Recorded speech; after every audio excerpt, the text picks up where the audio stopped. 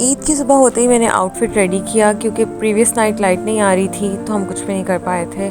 जल्दी से हम रेडी हुए और हमने अपनी नमाज गाह की तरफ का सफ़र शुरू किया और ये हम पहुंच गए। देखिए हम कहाँ पहुंचे हैं। हम नमाज़ पढ़ने आए थे बादशाही मस्जिद लाहौर में। ये एक बहुत ही खूबसूरत हसीन मंदिर था और हर कोई नमाज ईद उल फितर के लिए बादशाही मस्जिद की तरफ बढ़ रहा था। यह आप अंदरून लाहौर की प्रॉपर हिस्टोरिकल बिल्डिंग्स के साथ ईद की वाइब्स का अंदाज़ा लगा सकते हैं कि कितना खूबसूरत समा था ईद उल फितर की नमाज का।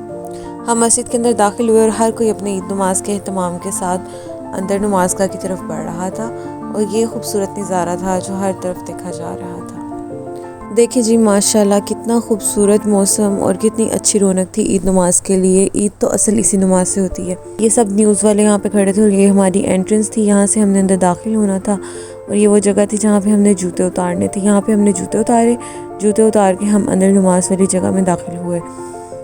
8:30 पे ईद उल फितर की नमाज़ थी और हम तकरीबन 40 मिनट्स पहले यहाँ पहुँच चुके थे। हमने जूते उतारे और हम आगे को नमाज की जगह ढूंढने के लिए बढ़े। अभी हम बहुत टाइम से पहुँच चुके थे, इसलिए काफ़ी जगह वहाँ पे अवेलेबल थी।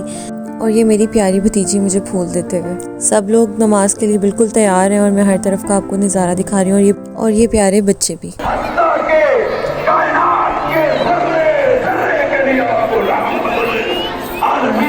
ये नमाज के फ़ौरन बाद का मंज़िर है। यहाँ पे सब लोग ईद मिल रहे हैं या मिल चुके हैं। हमने यहाँ पे फ़ारिग होकर अपने भाई को ढूंढा और उन्होंने फिर हमें ईदी देना शुरू की। जब उन्होंने मुझे ईदी दी तो मैं ले नहीं रही थी। उन्होंने कहा मुझे पता है तुम्हारा दिल कर रहा है। हाँ तो भाई ईदी का किसका दिल नहीं करता। और फिर मैंने जल्दी से ईदी ले ली और हमने वीडियोज़ बनाई और वहाँ पर बच्चों को ईदी मिल रही है।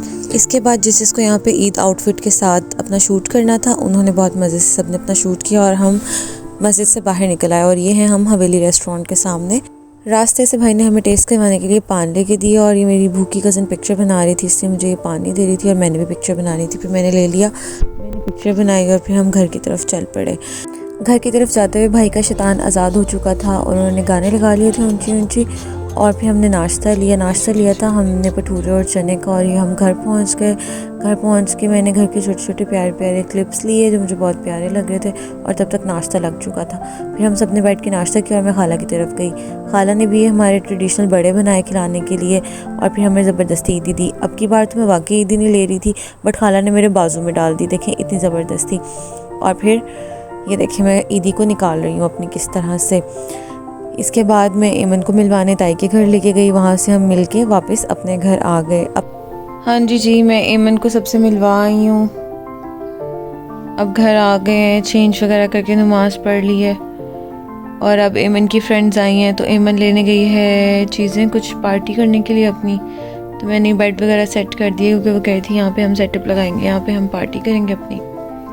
बस अब उनका इंतज़ार हो रहा है, वो आएंगी, वो अपनी पार्टी करेंगी। मैं वीडियो बना के आप लोगों को दिखाऊंगी कैसे पार्टी की उन्होंने।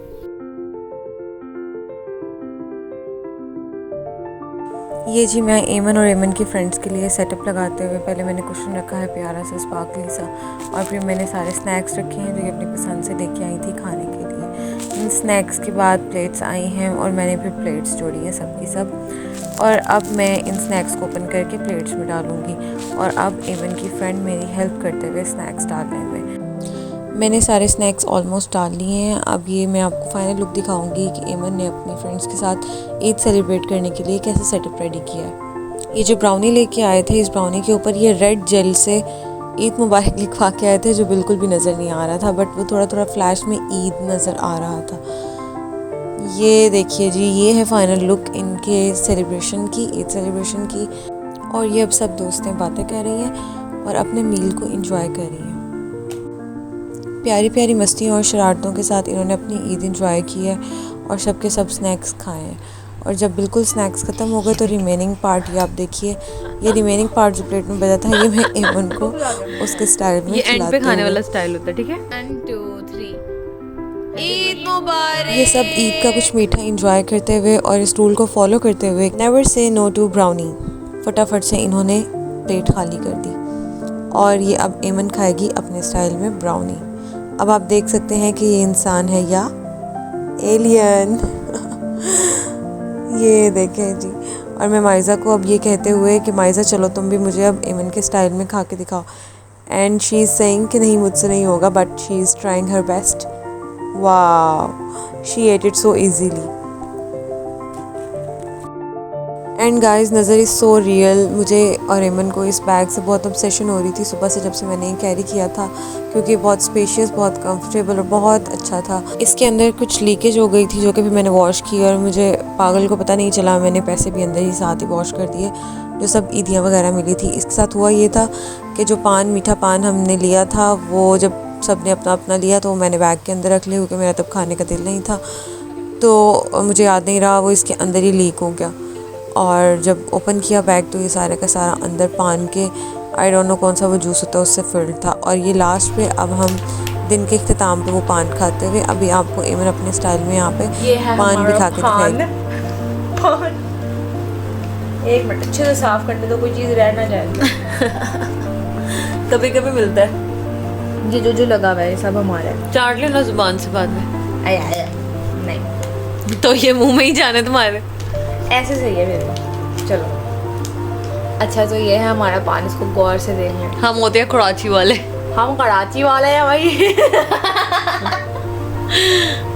भी ऐसे ना डालना प्लीज, देखो मेरी कोई इज्जत है, ऐसे ना डालना। चलो अच्छा पूरा एक दफा ही खाओ।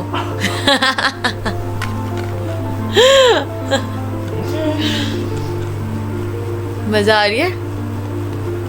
एमन की और उसके दोस्तों की इन सब शरारतों के बाद ईद का दिन ख़त्म हुआ। हमने सब लाइट्स ऑफ की और सोने की तैयारी पकड़ी। आप लोग मेरे चैनल को लाइक और सब्सक्राइब ज़रूर कीजिएगा और ईद मुबारक।